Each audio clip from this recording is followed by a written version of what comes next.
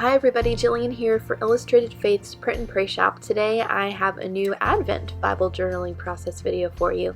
So I'm working through Brave Little Taylor's Behold the King Advent cards, and I'm on day 13. The card says, "Do not be afraid, for behold."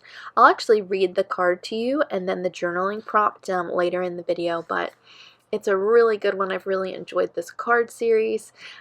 Super helpful. So today I'm just showing you what I've got to work with. I've got the Advent calendar from Illustrated Faith, this really cute Fa La La stamp, and then some Print and Pray bits and pieces from Brave Little Taylor and Tamara Arcilia.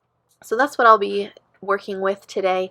And then I'm excited to try something that I've seen Shauna do and others too, and I thought it was just a great way to use some of Taylor's patterned paper that's new in the Print and Pray shop. So I'm going to use the Bailey Alpha stamp here, but any like outline alpha stamp will work. This is a nice big and bold one. It's a 6x8 alpha stamp, and I'm going to use that with some jet black stays on ink to stamp the letters down onto the patterned paper and then fussy cut them out. So it just takes it up a notch from stamping directly onto your page. So I'll zoom in here so you can see a little bit better what I mean. And like I said, Shauna has shared this before, but I had personally never done it, and so I love how it turned out. So now that I've got my letters stamped, I'm going to go ahead and cut them out. I can see the ones on this like navy, this darker navy paper, and I made sure to choose shapes that would be like easy to cut out and obvious what they were, like the H and the L instead of, for instance, the B and the D. So I'm just looking through bits and pieces from Tamara's set here. I love these just gorgeous elements. They're beautiful for layering, and that's what I'm going to use them for today. And so I'm just putting this banner up towards the top, letting it hang off the edge a little bit, and then using that one teal piece as an anchor. And then I've got some of this really fun Christmas confetti that Shauna included with our Advent sets or our Advent kits. What's that called? Like the Advent calendar kit. So I'm just using my tape runner to put that down in a few places, and then I'll go ahead and get those those letters down, and then continue on with some washi tape just to add another layer and a little bit more interest. So Taylor's card points us to Luke 2 verses 1 to 10 and chapters 5 verses 1 to 11, Isaiah 12:2, which is where I'm journaling today, and Revelation 1:17 to 18. Isaiah 12:2 says, "Behold, God is my salvation. I will trust and will not be afraid, for the Lord God is my strength and my song, and he has become my salvation." Taylor's devotional says Mary and Joseph had to travel to register because the Roman Empire wanted to ensure that its subjects, which accounted for over 1/3 of the global population, paid their taxes correctly. And when Caesar, who was called the little s, little g, Son of God, decreed something, the people obeyed. Yet even in this Roman display of power, we see the sovereignty of God at work.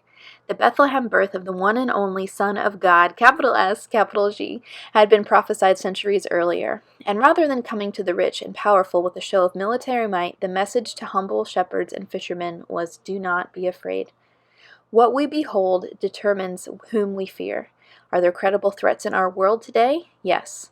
Was the might of Rome fearsome? Yes. But Caesar is dead, and Jesus is alive forevermore. Behold Jesus, the first and the last. What passing thing are you living in fear of?